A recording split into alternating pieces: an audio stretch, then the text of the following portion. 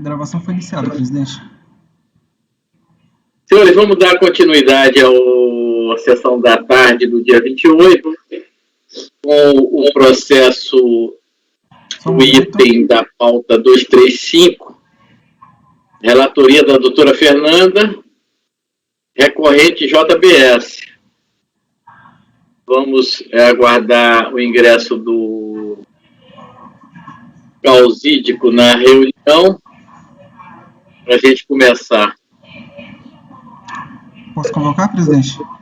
Pode sim. Ok, farei a convocação agora.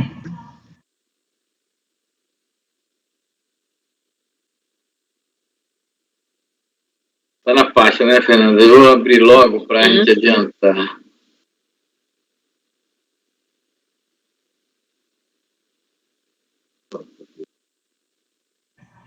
Patrono convocado, presidente. Obrigado, Marco.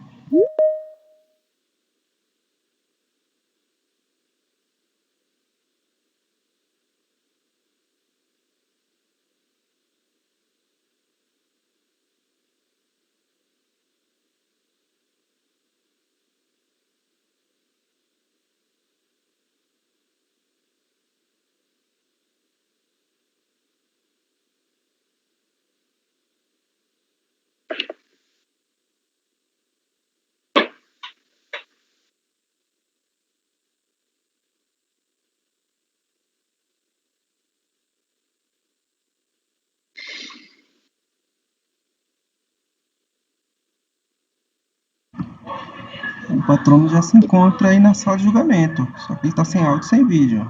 Pode comunicar com ele, presidente, por favor? Pode sim, posso sim. Doutor Caio Augusto? Boa tarde, excelência. O senhor está sem vídeo, o senhor pode ligar o vídeo aí? Ok. Doutor Caio Augusto, boa tarde, seja bem-vindo à turma 3401. O senhor está inscrito para sustentação oral desse processo da JBS. A relatoria é da doutora Fernanda, que começará a ler o relatório, e depois do relatório o senhor fará a sustentação oral em 15 minutos. Perfeito, excelência. Bom, presidente, eu vou brevemente trazer os principais fatos dos autos. É um caso de auto de infração lavrado para formalizar a exigência de PIS e COFINS, com fundamento na insuficiência do recolhimento no segundo trimestre de 2008, em decorrência de glosas nos créditos apurados pela contribuinte e utilizados para fins de ressarcimento e compensação em outros dois PAFs. A contribuinte apresentou impugnação, mas a DRJ, por unanimidade, concluiu pela improcedência. Nisso, foi apresentado recurso voluntário, o processo veio para o CARF, e essa turma entendeu pela necessidade de diligência, basicamente por dois aspectos. O primeiro é que aqui tem uma questão relacionada ao crédito presumido, em que teria sido calculado o crédito com base em alíquota de 35%, e não com base na alíquota de 60% que prevê o artigo 8º da Lei 10.925 de 2002. Então, aqui a primeira questão da diligência era para que a autoridade refizesse os cálculos utilizando a alíquota considerada correta e que já tinha sido aplicado em diligência nos PAFs dos perdecontas. E a segunda questão era para verificar, com base na análise, no conceito de insumo do parecer normativo COSIT 5 de 2018, né, com base no novo entendimento do STJ, a questão dos demais insumos. O que aconteceu é que teve um retorno de diligência, mas a nossa turma entendeu pela necessidade de uma nova diligência para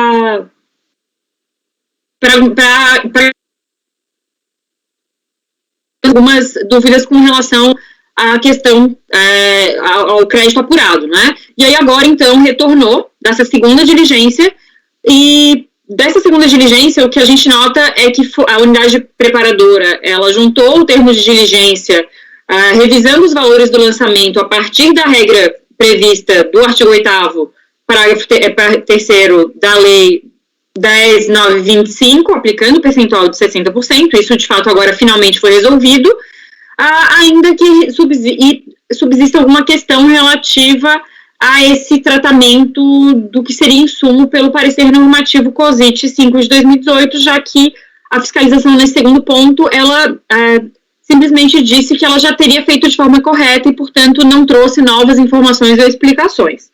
Esse foi o resultado da segunda diligência, que a recorrente foi cientificada e manifestou não tendo oposição ao resultado, mas reiterou o pedido de cancelamento integral do auto de infração, conforme consta da manifestação de folhas 8.646 e 8.647. Os autos foram reencaminhados ao CARF e distribuídos para mim para análise e voto, porque o antigo relator não mais se encontra no Conselho. É o relatório.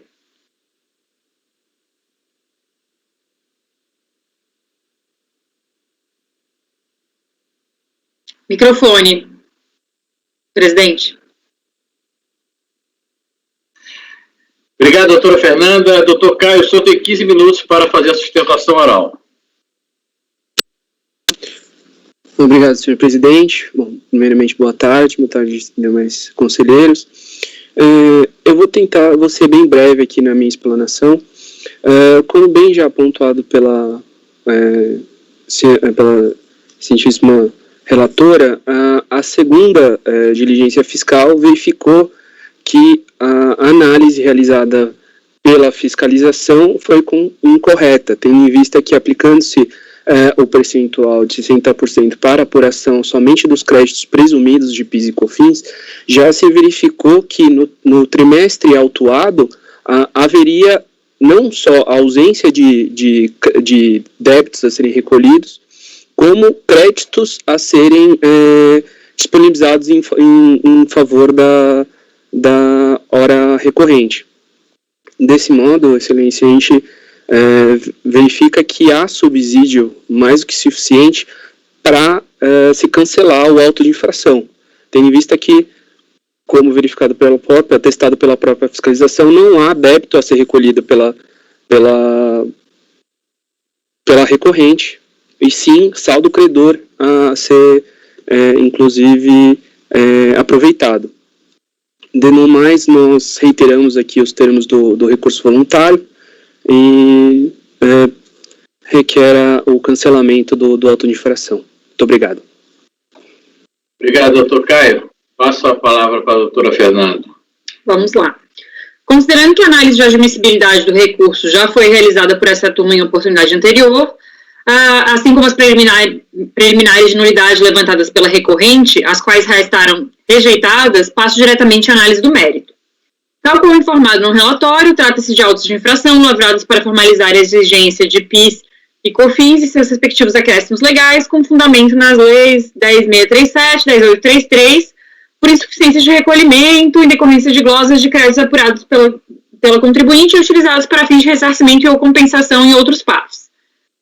Considerando o desfecho dos outros PAFs acima citados, referente aos PERDECOMPs, bem como a regra do artigo 8º, parágrafo 3º, inciso 1º da Lei 10.925 de 2004, que autoriza a apropriação de crédito equivalente a 60% das alíquotas básicas das contribuições, esta turma determinou a conversão do julgamento em diligência para revisão dos valores lançados, de forma que a unidade preparadora chegou à seguinte conclusão sobre o crédito tributário devido na presente lide.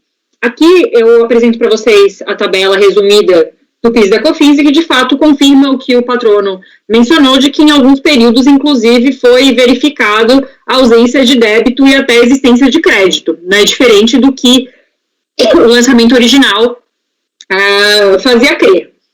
Em sua manifestação final, a recorrente não confronta o resultado da apuração elaborada pela fiscalização em sites de diligência, mas reitera o seu direito a todos os créditos pleiteados nos termos do recurso voluntário. Isso se deve ao fato de que, além das glosas relativas ao crédito presumido, devidamente esclarecidas pela diligência, a autoridade fiscal realizou outras glosas referentes aos créditos advindos das seguintes despesas: bens para revenda, bens utilizados como insumos, serviços utilizados como insumos, despesas de energia elétrica e energia térmica, despesas de armazenagem e fretes na operação de venda e devolução de vendas sujeitas à alíquota de 1,65% e 7,6%. Na visão da recorrente, tais glosas devem necessariamente serem revistas diante da falta de fundamentação pela autoridade, visto que o lançamento deu-se apenas com base em planilhas, sem qualquer justificativa. Conforme menciona o termo de verificação fiscal, se restringiu a indicar o que segue. E aqui vocês vão ver que, na verdade, o que o termo de fiscalização faz é dizer: eu lancei tal rubrica na planilha 1, tal rubrica na planilha 2, e 3 em diante, usando como base as planilhas fornecidas pela própria recorrente. Por tal motivo, a recorrente entende que o lançamento é improcedente, vez que a fiscalização não conseguiu elidir a presunção de validade dos créditos apurados pela Bertin S.A., que é uma das empresas que foram adquiridas pela JBS, né? Então começou como sendo a JBS, depois a recorrente foi substituída, e requer que, caso não fosse declarada nulidade, fosse requerida a fiscalização, manifestação mais específica sobre o mérito da autuação, pedido acatado pelo CARF, por meio do segundo quesito indicado na Resolução 3401-001-829, da segunda diligência.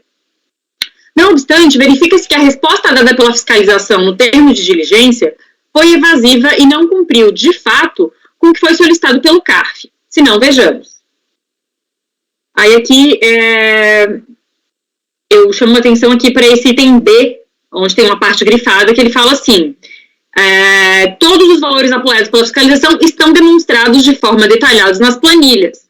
E ele ainda diz que o sujeito deixa eu ver. Eu queria achar uma parte que ele fala que ele... aqui o final. Diante disposto, fica intimado no prazo de 30 dias, manifestar se desejar sobre as considerações, enfim, a fiscalização, ela simplesmente diz que... tá aqui, desculpa. B. Entendemos que não cabe nenhuma adequação dos demais itens objeto de glosa em discussão no processo tal, que é esse processo aqui, ao tratamento dado a insumos fixados da forma vinculante do parecer COSIT 5 de 2018. Todos os valores apurados pela fiscalização estão demonstrados na planilha. Então, aqui, basicamente, o que acontece? A gente só tinha uma planilha, onde não tinham explicações sobre as glosas, o que foi considerado, o que foi desconsiderado, simplesmente uma conjunção de linhas e valores, e aqui ele só ratifica, o entendimento dele está alinhado com o parecer COSIT, mas a gente não sabe o que foi excluído e por quê. Ora, pelo exposto acima, resta claro que, pela segunda vez, a autoridade fiscal, apesar de provocada pelo CARF para demonstrar a fundamentação das glosas realizadas, optou por não fazê-la. Por outro lado, compulsando aos autos, que contém quase 9.000 folhas, além de dezenas de arquivos não pagináveis, parece claro que a recorrente, mesmo diante dos obstáculos impostos pela fiscalização, buscou demonstrar seu direito da melhor forma possível. Retornando à análise dos PAFs referentes aos perdecontos, verifica-se que os créditos relativos a essas outras glosas, tomem o cuidado de ver o resultado dos outros PAFs só para tentar entender, porque aqui tinha a questão de se o que foi glosado aqui tinha a ver com uma negativa de provimento com base em questão de direito ou questão de fato, né? E aí o que se verifica é que os créditos relativos a essas outras glosas não foram homologados por carência probatória da recorrente, conforme resta consignado no acórdão de voto 3402-002-579. E aí eu até colo para vocês essa parte do voto que fala especificamente disso. Ocorre que, quando se trata de crédito, mesmo diante de situações em que o direito abstrato é claro, cabe ao interessado demonstrar a certeza e liquidez do seu direito sob pena de, mesmo legítimo, não poder usufruí-lo. Isso é claro, né? Quem pede tem o direito de provar, e mesmo que ele teoricamente tenha o direito, se não está provado, a gente não pode reconhecer esse crédito. Assim, entendo que o deslinde dos PAFs, né, correlatos, ou seja, daqueles com relação às compensações, foi claro e preciso ou não homologar todo o crédito declarado por questões de carência probatória. Por outro lado, a mera negativa de homologação de determinado crédito por carência probatória não cria automaticamente um débito a ser exigido pelo fisco. Isso porque, quando se trata de lançamento fiscal, o ônus probatório passa a ser majoritariamente depositado sobre a fiscalização, cabendo a esta demonstrar e justificar a procedência dos valores que lhes são de direito, para cumprir com as normas legais que norteiam a atividade lançadora. No caso dos autos, o que se verifica é que, mesmo diante de diversas oportunidades concedidas ao longo do processo, a fiscalização optou por não sanar as lacunas existentes em sua fundamentação, esquivando-se de explicar de forma clara e individualizada o que foi glosado e apontar a fundamentação para tanto. O fato de a recorrente não ter supostamente cooperado, porque aí o que a fiscalização coloca no termo é que várias intimações não teriam sido completamente respondidas e que a antiga empresa, a Bertin, que foi onde começou o processo de fiscalização, não teria elaborado planilhas e prestado esclarecimentos da forma como a fiscalização teria solicitado.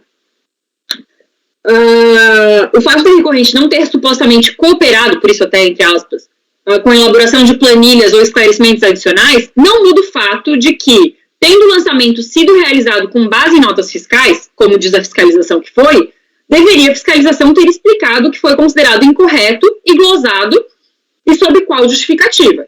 Então, aqui tem essa questão de que, ok, tá, voltamos a essas glosas aqui. Por exemplo, bens utilizados como insumos. Não basta ele fazer uma planilha para mim, dizendo que ele glosou a linha A, B e C. Eu preciso entender o porquê que ele disse que aquele produto não faria sentido, né? Aqui eu não tenho base. Eu não vou ficar analisando linha por linha, porque esse não é meu trabalho, esse é o trabalho fiscal. E, de novo, foram dadas 2 oportunidades, 2 diligências para ele conferir isso e, pelo menos em grandes grupos, direcionar, né, o CARF no que subsidiava essa decisão. Por tal motivo, entendo que o lançamento não pode prosperar diante da persistência das controvérsias, lacunas apontadas, o que torna o lançamento insubsistente. Nesses termos, voto pela procedência do recurso voluntário. É como voto.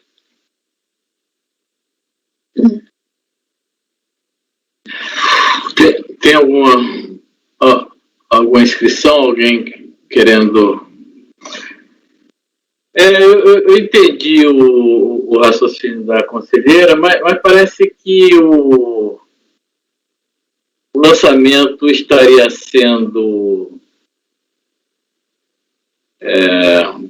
tornado insubsistente apenas porque não houve um esclarecimento, né, da fiscalização.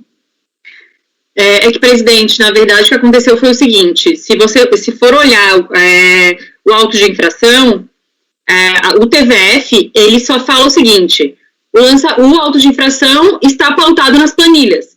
Eu não tenho no TVF a fundamentação do que é considerado e do que foi glosado.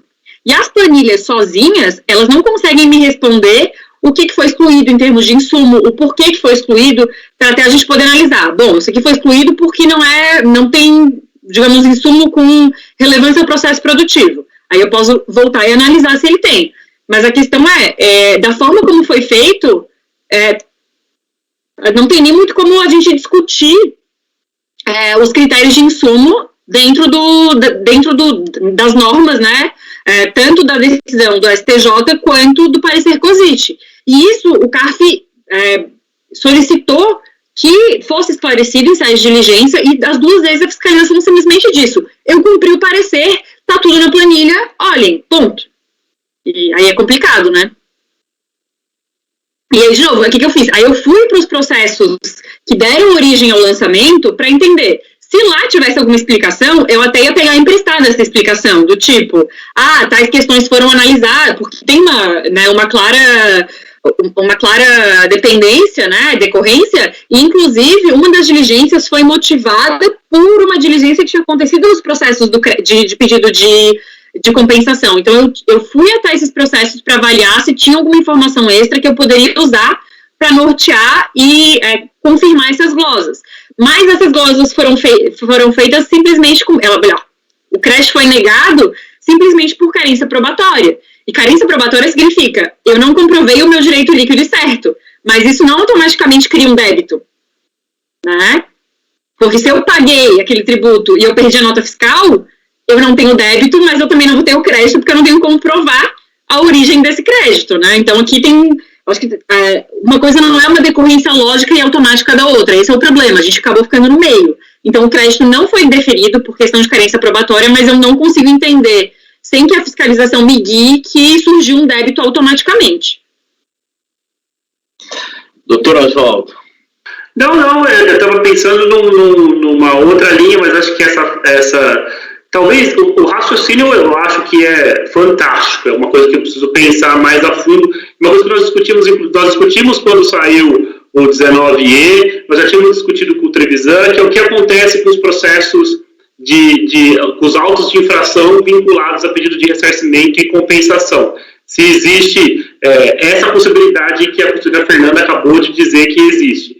E, a priori, sem prejuízo de meditações posteriores, eu a acompanho 100%. Mas o que eu acho que ela colocou eu não estou questionando o que a fiscalização não fez, que é trazer aos autos a cópia integral dos outros processos, que resolveria sem problema nenhum para você poder entender, né? O Emílio explicasse por que foi feito. Eu estou discutindo, e a conselheira Fernanda disse muito bem, o que a fiscalização fez. Ela trouxe motivação insuficiente no auto de infração, é o quanto basta para baixar o auto de infração. E lembrando que um crédito não homologado, ele pode gerar uma multa. Então, assim, uma coisa é a multa por você tentar homologar o que não é crédito. Outra coisa é você tentar criar um débito de onde você não tem comprovação, né? Então, acho que tem que ter um certo cuidado. Nessa questão porque é um batimento entre crédito e débito, né? PIS e COFINS. Então, se o processo lá de compensação, vários créditos foram negados, pode surgir automaticamente um débito mesmo. Se não for por carência probatória, foi por isso que eu fui ver. Se tivesse uma justificativa dizendo que a rubrica X e Y não geram direito a crédito, né, se fosse uma questão de direito e não de fato, foi esse o cuidado que eu tive, presidente. Se fosse uma questão de direito que tivessem negado lá, eu ia simplesmente trazer isso para cá e decidir dessa forma. O problema é que foi com base numa questão de fato, de prova. E aí, se não tem a prova para dar o crédito, cabe à fiscalização mostrar que, na verdade, aquilo ali é um débito, né? O ônus probatório, ele funciona minimamente da mesma forma, do crédito para a empresa e do débito para a fiscalização, né? O interessado que tem que provar o seu direito. Nessa parte de distribuição do ônus da prova, eu compartilho perfeitamente com você a questão. Inclusive, essa questão de planilha, eu também concordo, planilha mostra tudo e não prova nada, né? É necessário ir além. O problema só é o seguinte, o contribuinte ele tem créditos. Aí, esses créditos são glosados. Tudo bem, em outro processo. Independente do motivo pelo qual ele foi glosado, esses créditos podem fazer parte para fazer frente a débitos também do período, e esses débitos ficarem descobertos. E aí o lançamento se deu por... Teve um processo aqui, há tempos atrás, não sei se foi do Oswaldo ou foi meu, ou de alguém aí que a gente via tinha sido os processos discutidos em outros autos, né? E aqueles créditos tinham sido... Mas depois foi derrubado, né? Eu acho que foi até no judiciário que ele foi e tal, parece que ele conseguiu derrubar, mas aí a gente fazia o seguinte, se foi derrubada aquelas glosas, aí automaticamente o auto também seria derrubado. Era um processo mais ou menos assim. Presidente, não, na verdade era um caso de IPI da ZFM, que era tanto meu quanto do senhor presidente, em meses subsequentes, que até aquela advogada que sempre está aí, que fez sustentação oral. E o que aconteceu naquele caso? Nós estávamos julgando a compensação e o auto de infração tinha caído. Era a situação contrária. Era a situação contrária. E quanto ao raciocínio do presidente, eu também tenho muitas dúvidas de que medida a distribuição do ônus da prova se aplica. Mas o que me parece que é absolutamente definitivo é que a planilha é insuficiente. Não é. Eu estou dizendo que não exista motivo. Existe um motivo. Mas me parece que apenas a juntada da planilha é insuficiente para demonstrar o direito do erário público. Isso me parece definitivo. Tivesse trazido os processos de compensação, diz, ó, eu estou glosando por causa do espaço decisório do processo de compensação, toma, pimba. E a gente discutiria. Agora, eu tô... E foi dada a oportunidade, eu não sei nem se eu daria essa oportunidade do fisco. Amigão, ajuda nós, velho, vai. Eu acho que não daria essa oportunidade, mas foi dada a oportunidade e o cara recusa ainda, aí fica complicado. Doutor Gustavo. Senhor presidente, eu vou fazer um questionamento para a conselheira relatora. Deixa eu só entender aqui umas coisas do processo que eu talvez tenha deixado passar. As planilhas que foram acostadas aos autos, elas estão ali, né? São diversas, né? Deixa eu subir aqui, né? São 21 planilhas, né? Além de outros documentos. Eu entrei em algumas delas, né? Eu entrei na planilha número 5 e há de fato ali uma série de itens que foram glosados, né? Ou, enfim, na planilha 5 especificamente, não sei se são glosas, se são créditos admitidos, mas não há especificamente aqui um motivo de glosa em nenhum deles, né? E essa para mim seria a questão elementar. É claro que essa questão fica um pouco mais grave no momento em que esse processo é devolvido, né? E eu diria até que para integrar as razões, né? Foi feita uma coisa que eu não concordo também, eu vou na linha do conselheiro Osvaldo, mas uma coisa que estava me passando aqui, aí eu quero direcionar a pergunta para vocês, é o seguinte, e talvez tenha sido bem relatado, eu realmente me distraí. O processo principal lá das compensações, como ficou o desfecho dele em relação a esses créditos especificamente? Foi carência probatória. Então, o que aconteceu foi o seguinte, lá, primeiro foi feita uma diligência para mudar a questão da análise do crédito da alíquota de 35 para 60, e foi solicitado que o contribuinte comprovasse os créditos relativos a esses outros, enfim, né, ao longo do processo tiveram intimações e tal, para o contribuinte, teoricamente, subsidiar esses outros insumos e esses outros créditos que ele teria trazido. E o que se entendeu lá é que, de fato, a alíquota deveria ser modificada, então, toda a análise do crédito foi refeita para considerar o crédito básico com base na alíquota de 60%, e esses créditos dessas rubricas que a gente está falando aqui, elas foram negadas por carência probatória, porque o contribuinte não demonstrou de forma líquida e certa o seu direito. Só que, aí o que aconteceu? Para mim, se tivesse sido negado por não comprovada os critérios de essencialidade e relevância, eu simplesmente aplicaria aqui e negaria provimento. Só que a carência probatória, foi o que eu falei, para mim carência probatória significa, ele não comprovou o direito líquido e certo, mas pode ser que ele tenha direito a isso e ele simplesmente não era organizado o suficiente para apresentar os documentos de forma correta. A gente até teve um outro caso aqui, que o contador perdeu os documentos, né, que a gente até jogou esse mês. Então, assim, eu acho que o fato de o crédito não ser comprovado não cria o débito. Se fosse uma questão de direito e que a gente entendesse que aqueles valores estavam relacionados a despesas não creditáveis, ok, mas não foi isso.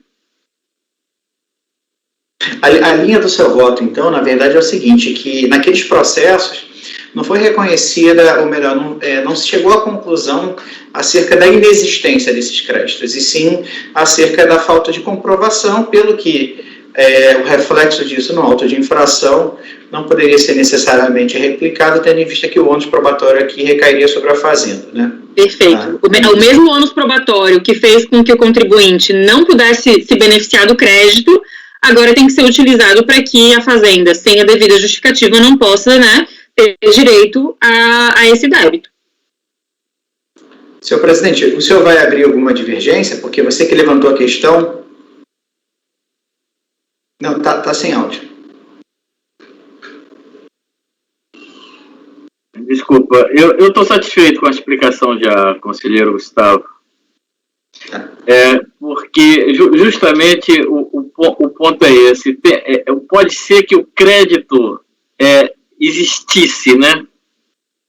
O crédito existisse, apenas o contribuinte não conseguiu comprovar o crédito.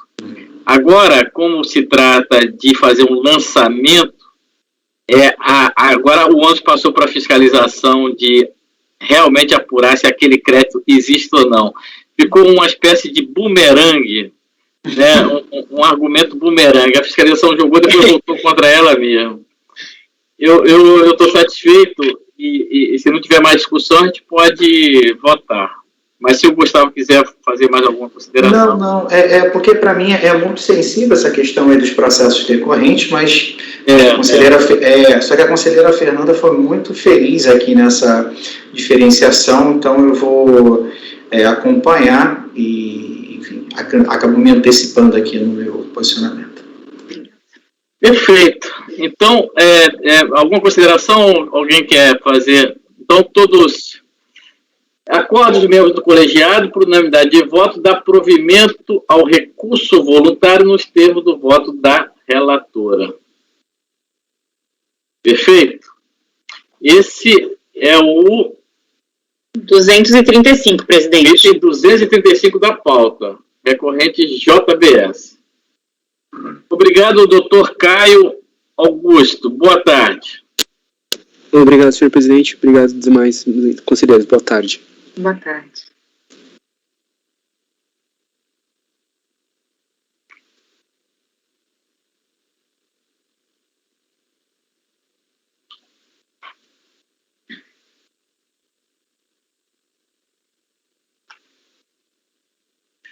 Vamos, deixa eu ver, acho que dá mais ainda para a gente. Vamos exatamente até às 18, tá? Nós não vamos passar disso, não.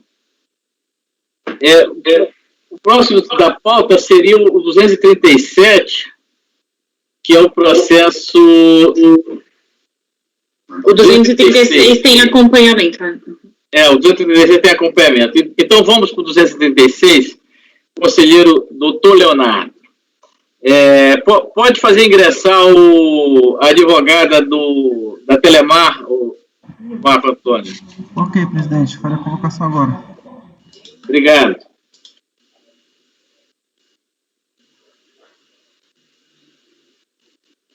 São processos distintos, né? São 4 processos com 4 patronos. São diferentes, né?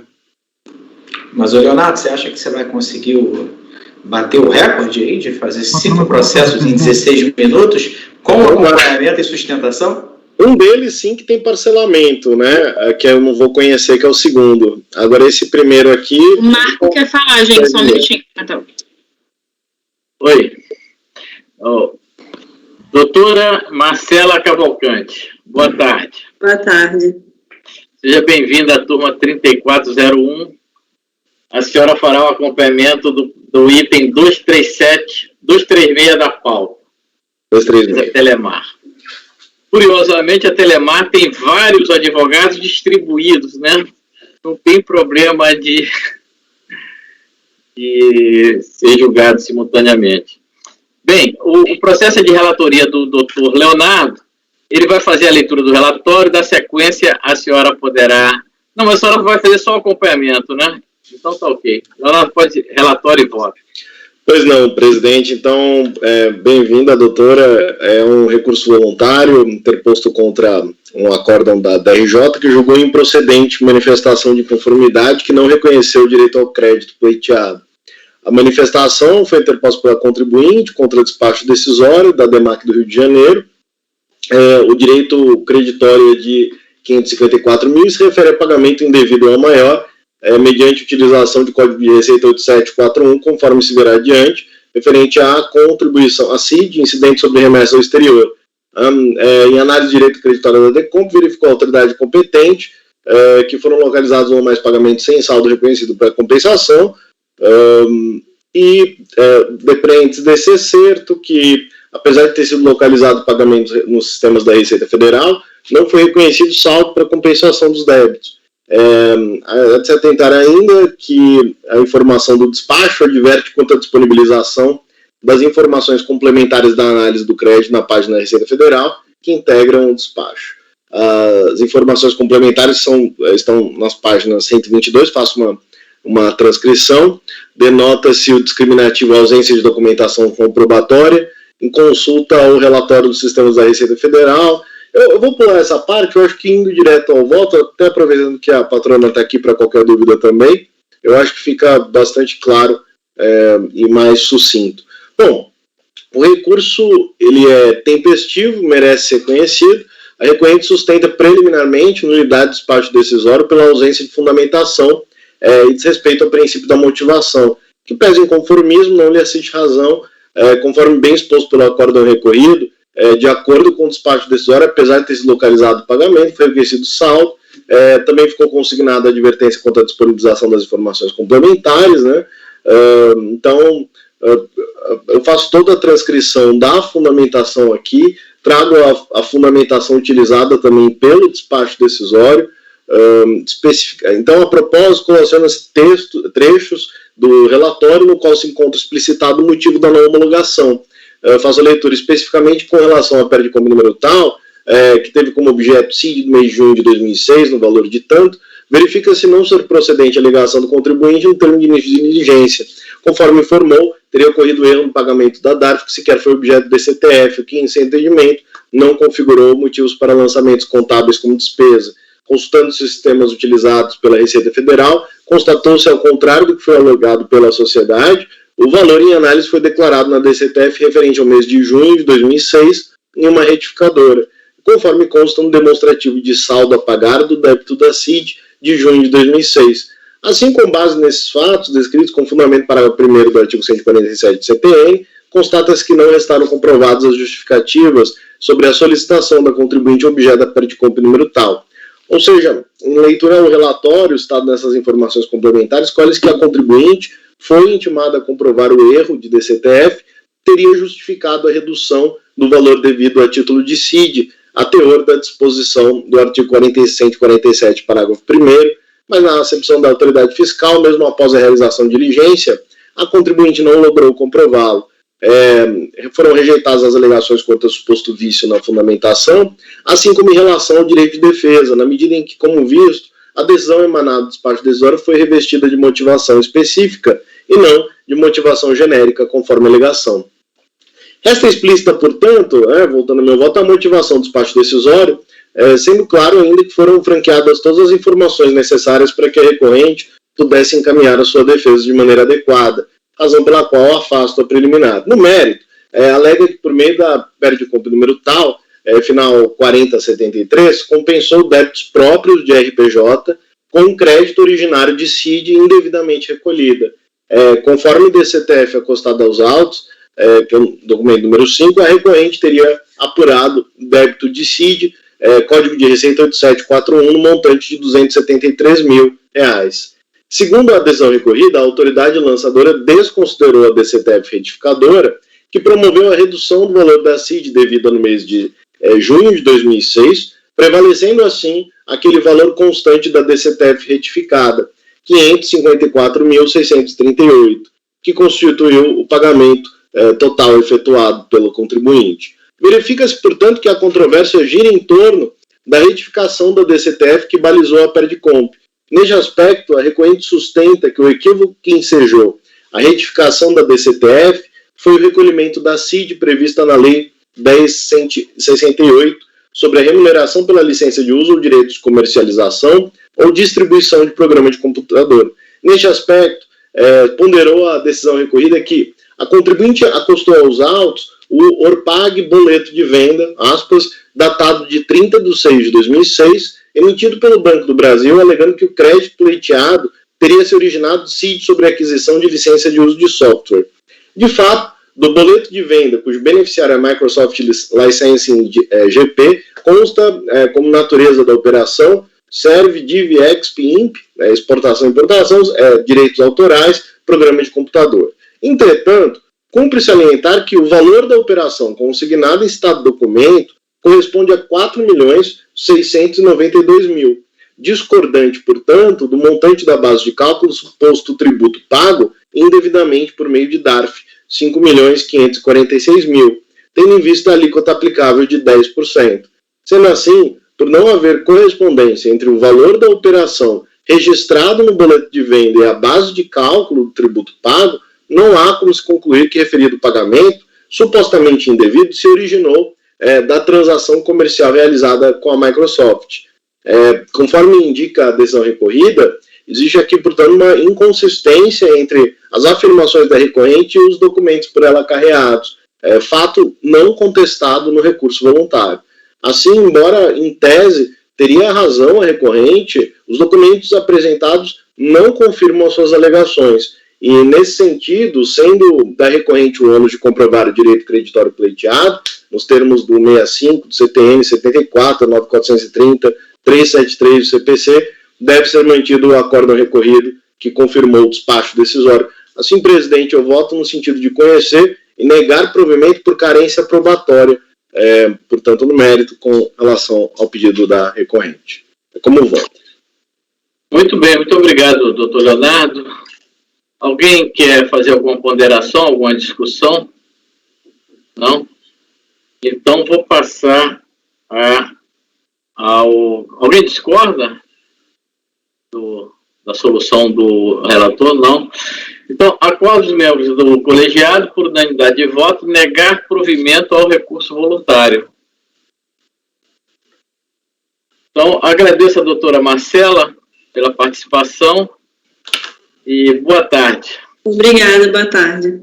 Tchau. Vamos ao próximo. Marco Antônio? Pois não, presidente. Marco Antônio? Pois não, presidente. Só faltava essa. Marco Antônio sumiu. Não, Marco Antônio está aí. Marco Antônio, chama a doutora Bruna, então, que é o 237. São 2 itens, tá, presidente? Ah, beleza. O 237 e o 238. Né? 239. 237 e 239, os itens da patrona. Isso, então pode chamar que a gente vai tentar fechar isso aqui agora. O doutor Leonardo também, né? Sim. É mais ou menos a mesma linha? É mais ou menos tranquilo assim? É mais tranquilo. Beleza, então a gente vai conseguir terminar às 18, meio 18. E tem mais um acompanhamento também após esses 2 itens, presidente, só lembrando. O acompanhamento já é do 238, né? Doutor Lucas, né? É só acompanhar, tá? Então, mas chama a doutora, vamos botar na ordem para não atrapalhar a doutora Bruna, 237 e 239. Caso a gente consiga, a gente chama também o doutor Lucas, senão o doutor Lucas vai ficar para a próxima. Ok. O único mais assim, chatinho é o 237, mas é rápido. Tá. Farei a convocação agora, presidente. Obrigado, Marco. Doutora Bruna, né?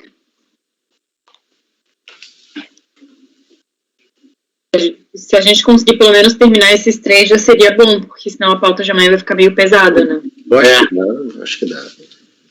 Na sexta-feira, eu coloquei na parte da tarde uma pauta bem leve. Agora eu não sei se a gente vai chegar até lá, né?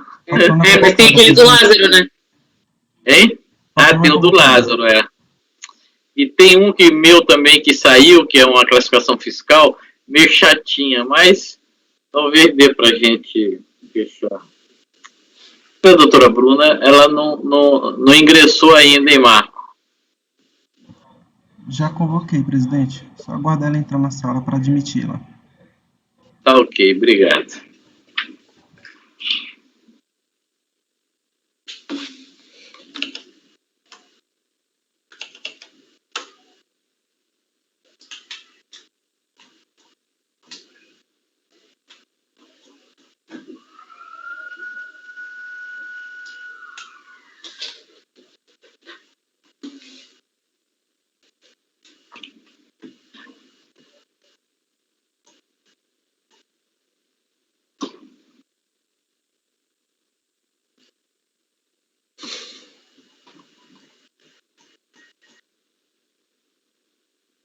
Osvaldo, o teu processo de hoje que ficou pendente é esperafico, né? Foi retirado de pauta, Gustavo. Já foi? Então tá bom, porque eu estou pegando aqui a pauta antiga, porque eu já tinha feito umas anotações nela. E o do Ronaldo também, os da...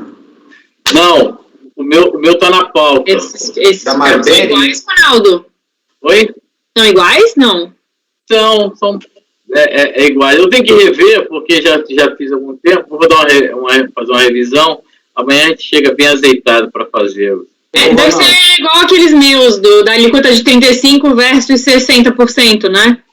Não, ele não tem a questão da alíquota. Esses processos, eles são muito parecidos com o do Gustavo apresentou hoje. Praticamente, só tem uma questão, mas que você apresentou hoje, que foi a questão da atualização monetária, só que o meu excedeu 360 dias dentro do espaço decisório. Ronaldo, e aí é o normal, né? É o mais comum. Oi.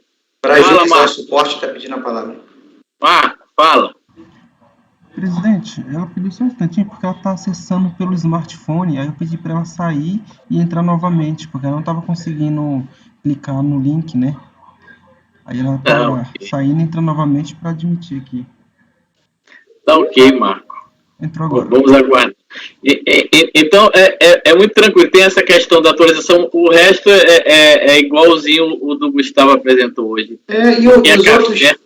Eu tenho 6 processos aqui, mas são muito rápidos. Em meia hora a gente faz os 6 amanhã. Doutora Bruna, boa tarde. Olá. Boa tarde, seja bem-vinda à turma 3401. A senhora fará a sustentação oral nos itens 237 e 239 da pauta Telemar Norte-Leste S.A. A relatoria do doutor Leonardo, que eu passo a palavra para ler o relatório e, na sequência, a senhora terá o tempo necessário para fazer a sustentação oral. Pois não, presidente. Bem-vinda, doutora Bruna. Vamos começar, então, pelo 237. Uma questão de CID. Um recurso voluntário contra acórdão em que foi decidido dar parcial provimento à impugnação. O presente processo trata de auto de infração de CID, remessas, incidentes sobre remessas realizadas a título de pagamento por serviços realizados por terceiros no exterior no ano de 2014, com valor original de R$ 270.230. Termo de verificação, a fiscalização constatou os seguintes dados, faço a transcrição, porque eu vou voltar a eles, trago a resposta em intimação. Inconformado com a autuação, da qual tomou ciência na data tal, o sujeito passivo apresentou impugnação em que alega a discussão sobre a isenção da CID, em primeiro lugar sobre remessa, com fuga em norma internacional, é objeto de ação judicial e obteve medida cautelar para não recolher as contribuições, portanto, a exigibilidade está suspensa enquanto aguarda o julgamento do recurso extraordinário da União. No que se refere à base de cálculo e lançamento, matéria não abarcada pela ação judicial, defende que é indevido seu reajuste nos moldes do artigo 725 do RIR, portanto, deve ser retificado para excluir o imposto de renda retido na fonte, cita precedentes. Requer a suspensão do processo do auto de infração até o trânsito em julgado da decisão judicial. O DJ deu parcial provimento nos seguintes termos, né? Inconformada, a recorrente apresentou recurso voluntário em que reiterou os fundamentos de sua impugnação no que diz respeito à impossibilidade de inclusão do imposto de renda retido na fonte na base de cálculo da CID. Em síntese, o relatório, presidente, eu fiz de uma maneira bem sintética, porque a gente vai ter sustentação oral aqui da doutora Bruna.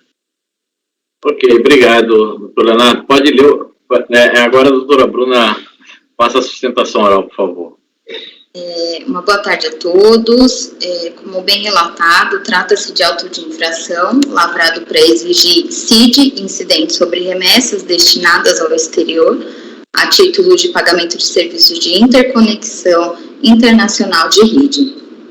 A recorrente, ela é prestadora de serviço de telefonia fixa, que quando solicitada por um cliente para realizar uma ligação ao exterior,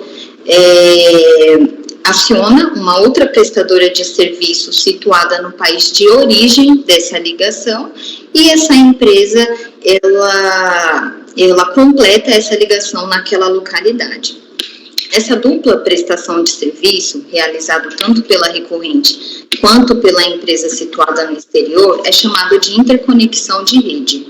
E nesse contexto, a recorrente, ela realiza pagamentos para o exterior, com o objetivo de remunerar essas prestadoras de serviço, que são suas parceiras na realização dessas chamadas de longa distância, que são originadas aqui no Brasil.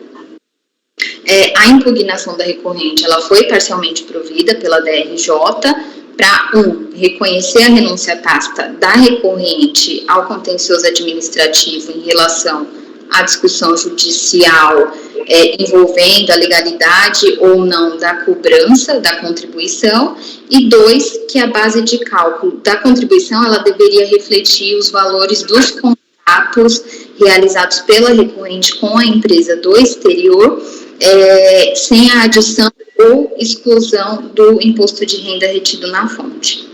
E aí é sobre esse segundo ponto do acórdão recorrido que versa o presente recurso voluntário aqui em julgamento. Ao ver da recorrente, seria juridicamente equivocado adicionar o valor do imposto de renda na base de cálculo da contribuição. Isso porque o valor do próprio contrato, ele já abrange o valor do imposto de renda, de modo que cogitar a incidência da contribuição sobre o valor total do contrato, como sugere o acórdão recorrido, a gente estaria autorizando a incidência da contribuição sobre os valores pagos pela recorrente a título de IR-fonte. E aí, sobre esse ponto, eu gostaria de destacar que a contribuição, ela deve incidir sobre os valores efetivamente remetidos ao exterior, de modo que os valores pagos pela recorrente a título de IR-fonte, eles ficam inteiramente no Brasil e posteriormente são destinados aos cofres públicos federais. E aí, ainda com relação à base de cálculo da referida contribuição, o parágrafo 3º do artigo 2º da Lei 10.168 de 2000, ele é expresso ao delimitar a incidência da CID sobre os valores pagos, creditados, entregues, empregados ou remetidos a cada mês, residentes ou domiciliados no exterior. Eu gostaria de chamar a atenção com relação aos verbos utilizados por esse dispositivo, que remetem à ideia de um valor que é efetivamente entregue por uma pessoa jurídica situada no Brasil para uma pessoa jurídica situada no exterior. E aí, com essas considerações, fica demonstrado o equívoco do acordo recorrido ao considerar o valor bruto do contrato para mensurar a base de cálculo da contribuição, sem que seja excluído desse valor o imposto de renda retido na fonte pago anteriormente pela contribuinte. Então, por essas considerações é que a Telemar pede o conhecimento e o provimento do recurso voluntário. Muito obrigada. Obrigado, doutora Bruna. Passo a palavra para o relator, doutor Leonardo. Pois não, presidente, o recurso merece conhecimento e a recorrente sustenta que o acordo recorrido acabou por transversar com a hipótese de incidência da CID, autorizando por via transversa a incidência sobre valores pagos a título de imposto de renda retido na fonte. Considerou-se como base de cálculo da aludida contribuição o valor bruto dos pagamentos e não o valor líquido dos aludidos contratos, e como se sabe, apenas este último traduziria o montante efetivamente remetido pela recorrente ao exterior a título de pagamento pelos serviços de interconexão internacional de redes. Acrescenta que o CARF vem decidindo reiteradamente desta forma que a metodologia para o cálculo da CID, incluindo o valor do imposto de renda retido na fonte, não encontra amparo legal. Assiste razão a recorrente.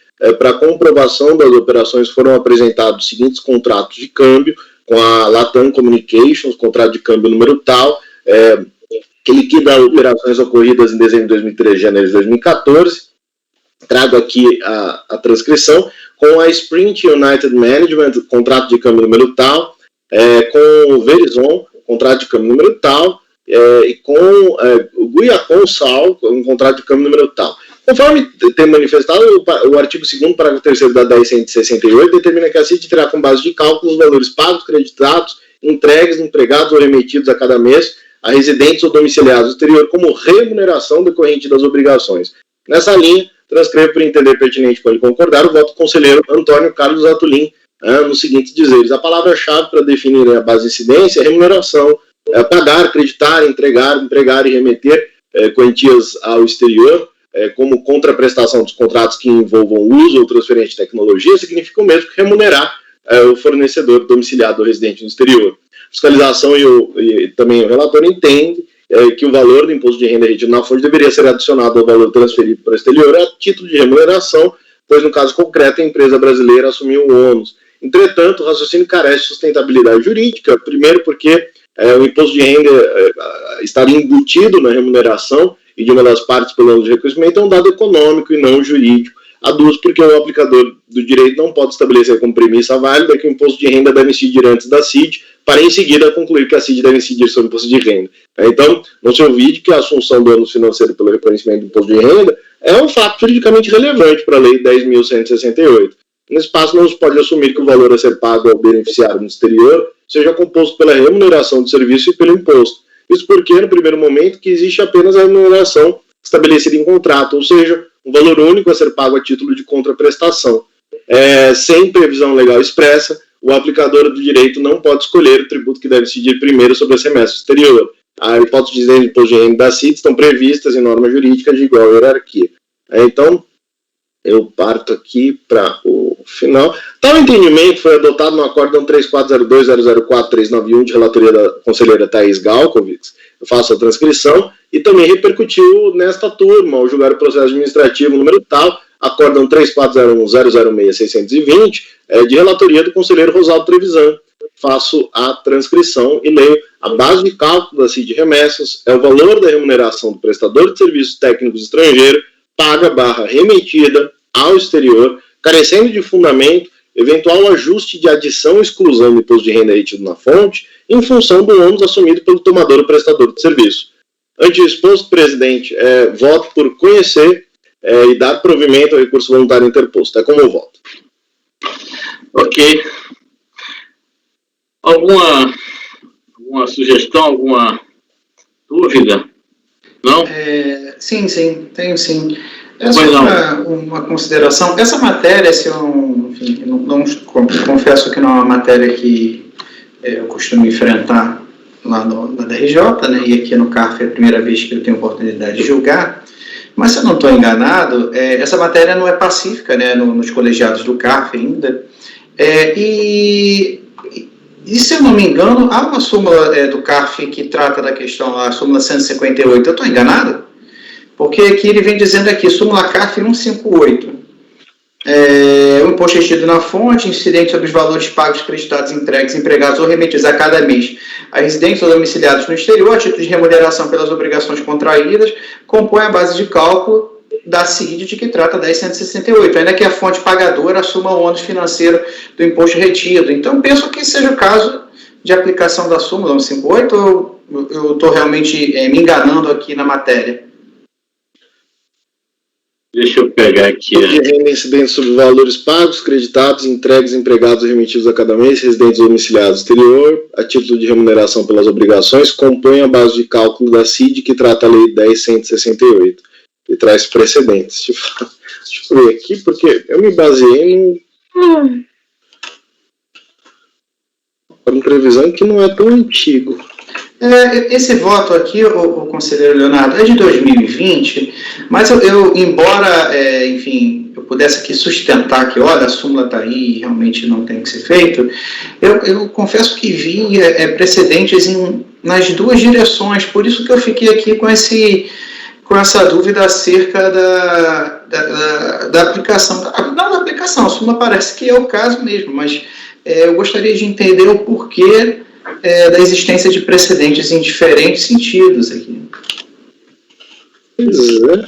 Mas aparentemente a súmula cabe como... É em cima, né? Mas curiosamente, eu lembro da discussão, que foi uma discussão até acalorada com o Thiago, porque o Thiago gosta muito de CID, né?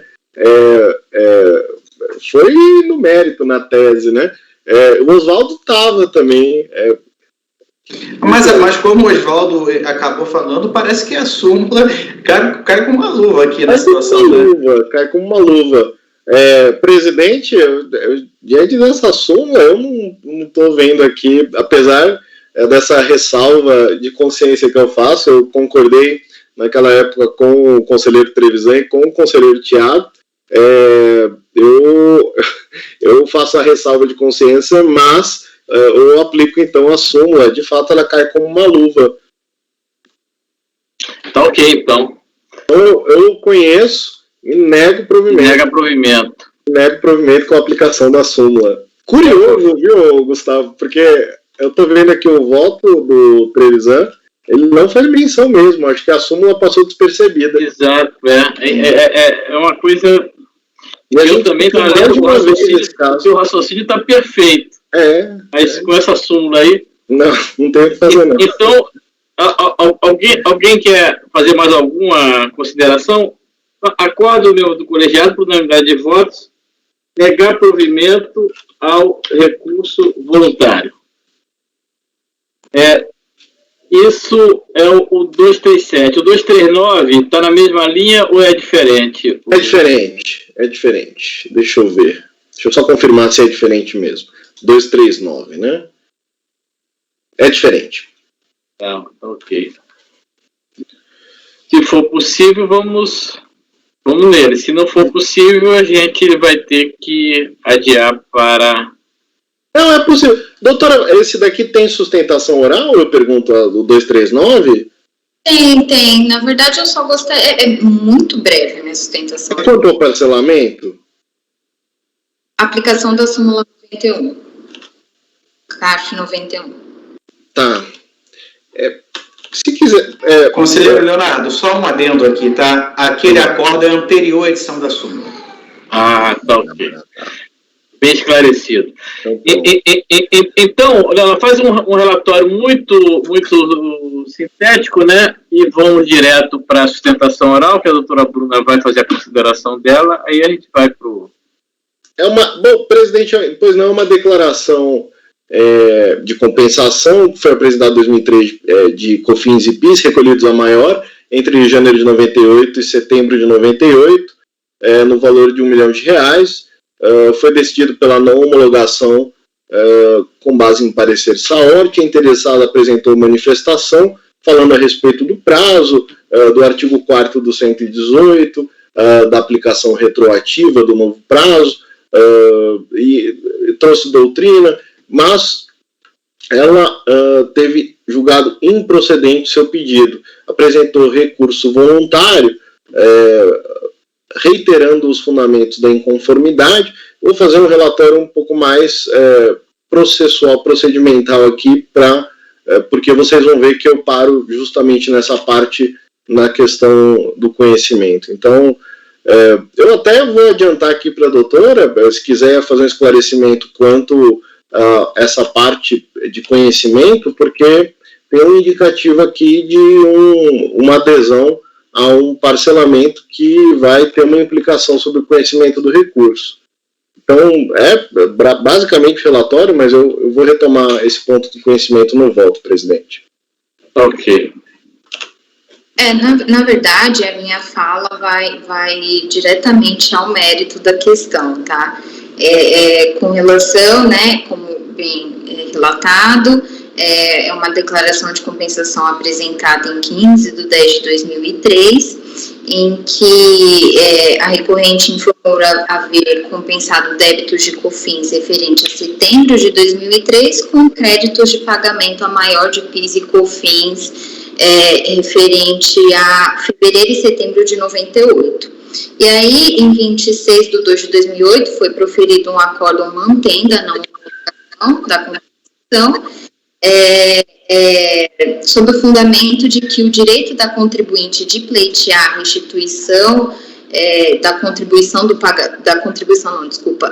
pagamento a maior extinguiria após o curso do prazo de 5 anos. E aí, com relação a esse tema, a recorrente entende que deveria ser aplicado a súmula 91 do CARF, tendo em vista que os créditos utilizados na compensação, eles decorrem de pagamentos realizados em fevereiro e setembro de 98, e a compensação só foi realizada em 2003.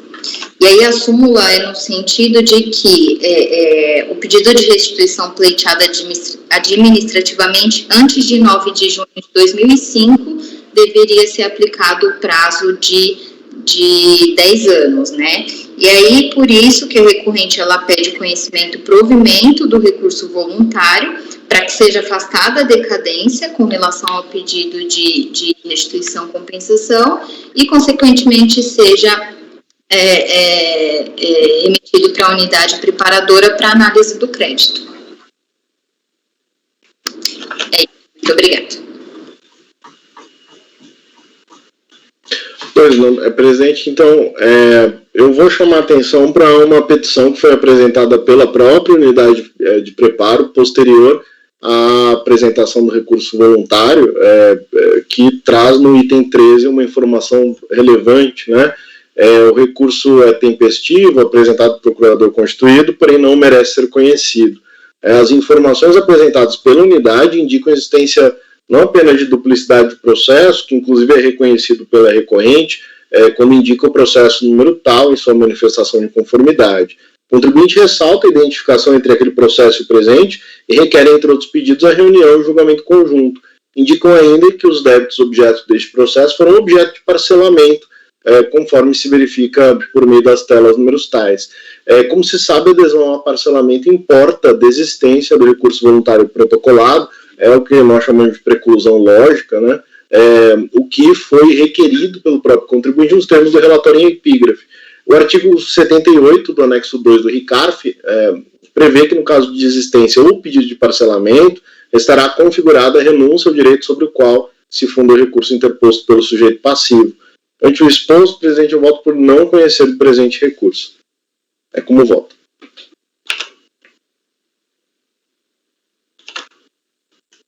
Sem áudio, presidente. Perfeito, obrigado, doutor Leonardo.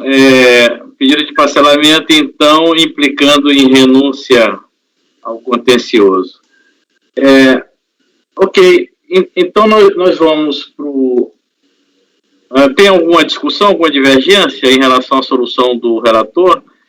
Então vamos proclamar o resultado. Acordo os membros do colegiado, unanimidade de votos, não conhecer do recurso voluntário.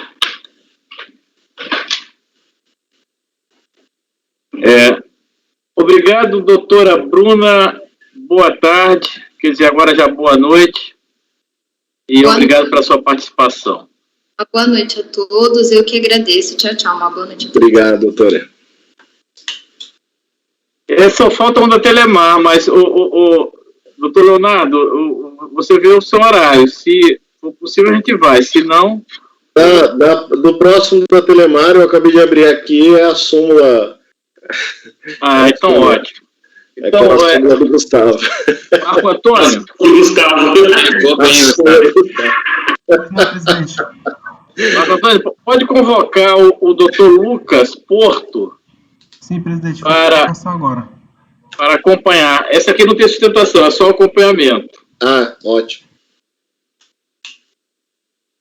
Leonardo, mas as matérias, enfim, a matéria é a mesma, no caso, né? Exatamente a mesma. Exatamente a mesma. Imposto de renda retido na fonte, né? Pegou bem. Se de remessa. Então, presidente. Ok, obrigado, Marco.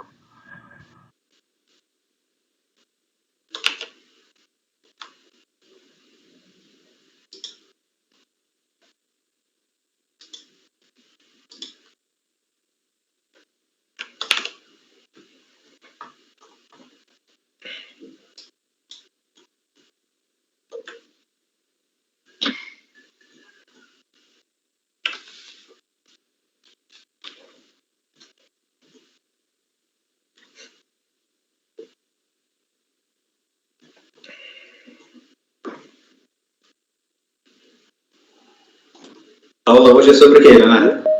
Hoje é imposto de renda, hoje é PDP. Pessoal da pós. Tranquilo.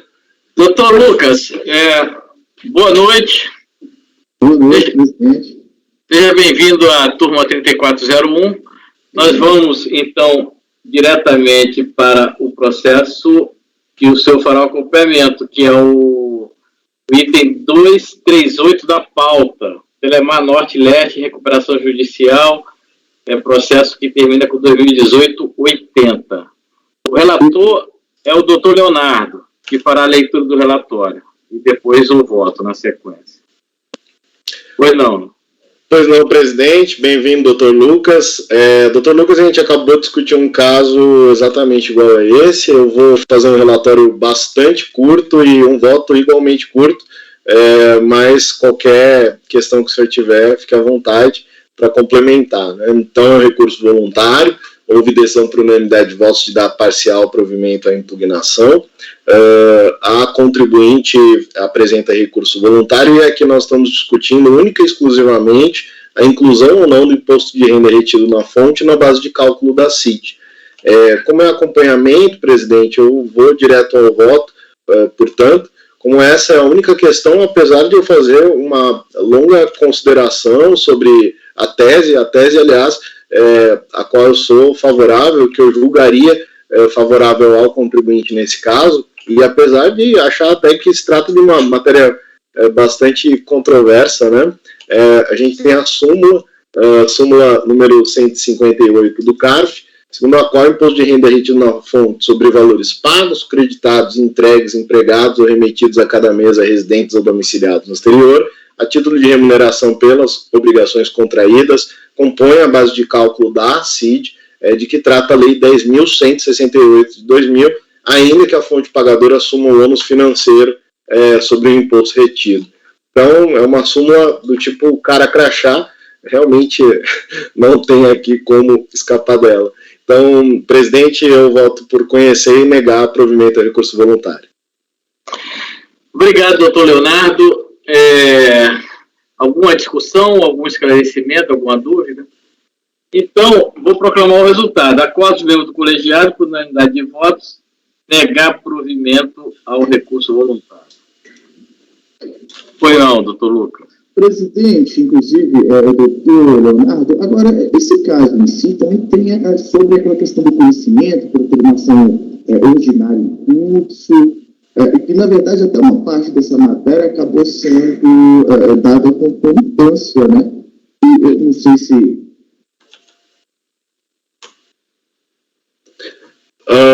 Eu não entendi. Tem uma parte da matéria que foi dada concomitância? Isso. Sobre CID, sobre imposto de renda retido na fonte? Exatamente, doutor. Inclusive, um dos nossos pedidos é justamente para pedir o aguardo do trânsito julgado dessa ação ordinária. Eu posso até falar o número dela aqui. Isso estaria já nos nossos pedidos. Aí fica mais fácil ainda. Tchau. Mas justamente porque a nossa defesa no recurso voluntário é dizendo, olha, lá na nossa ação ordinária que estava em curso, na verdade os pedidos não são iguais. A ação ordinária que eu falo, inclusive, é a 2013-5101-024-828-0. Bom, nesse caso, eu vou confirmar aqui, doutor, se for o caso, a gente vai migrar de súmula. Justamente, doutor. Inclusive, mais uma vez, a nossa defesa aqui neste recurso voluntário é explicando, olha, o que nós entramos na ação judicial vamos dizer assim, em menor parte. A impugnação, quando apresentamos, claro, no momento oportuno, ela é em maior abrangência. E lá na DRJ, eles acabaram colocando tudo na mesma cesta. E essa é justamente uma das matérias aventadas no nosso recurso voluntário. Inclusive faz parte dos nossos pedidos. Mas eu acho que daí fica das duas uma. Ou A compõe a ação e se aplica a súmula 1, ou B não compõe a ação e aplica a súmula 58. Mas ainda assim, tem uma questão interessante aqui que é o seguinte, de fato, eu achei a ação em que fase que ela está, ela já transitou em julgado, doutor? Não, ainda não houve trânsito em julgado. Agora, confesso, doutor Leonardo, que antes de iniciar essa sessão, não conferi, confesso isso. Não tirei essa prova dos móveis. Mas até então não tinha sido feito o trânsito em julgado, até o momento do nosso recurso. Eu vou ter que analisar aqui o pedido para ver se tem essa concomitância ou não, porque se não tiver identidade, como você mesmo está noticiando em menor extensão, E havendo a identidade, talvez seja o caso de uma resolução aqui para a gente verificar em que fase que está esse processo, né? Não seria ideal, então, até mesmo devido ao adiantar da hora, uma vista de mesa para a gente dar uma olhada, ver em que pé que está com esse processo. Não é algo hiper, ultra, mega, maxi complexo. Vamos ver em que pé que está o processo e retornamos nas cenas dos próximos capítulos. Amanhã está aí já. Exatamente. Tem pedido aqui, doutor?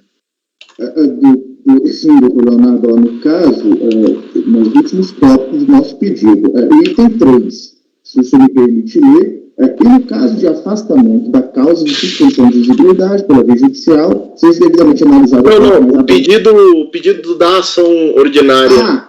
Sim, o pedido, inclusive, a gente printou aqui no nosso recurso, se o senhor me permite ler, o único objetivo da referida ação é de se ver reconhecida a ilegalidade e inconstitucionalidade da exigência do IR-Fonte CID sobre remessas ao exterior de valores relativos à prestação de serviço de telefonia internacional. E a gente printa justamente essa única parte que está na ação judicial.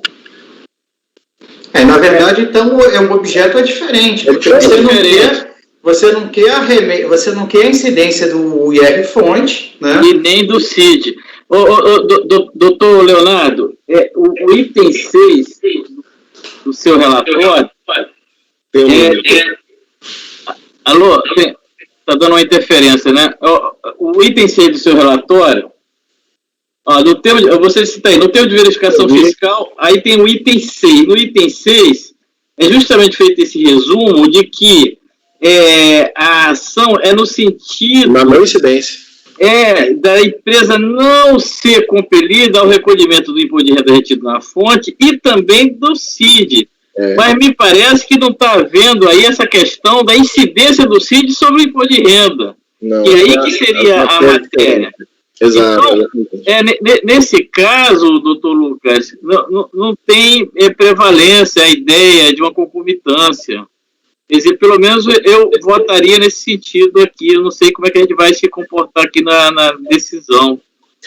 O que eu vou colocar aqui, porque essa decisão do TRF, ela é justamente no sentido desse pedido que eu acabei de abrir, realmente está printado aqui no recurso do contribuinte, no sentido da não incidência. Aqui a gente está discutindo uma tese que ela é um pouco diferente. Eu não vejo aqui uma relação de continência, como traz o patrono, né?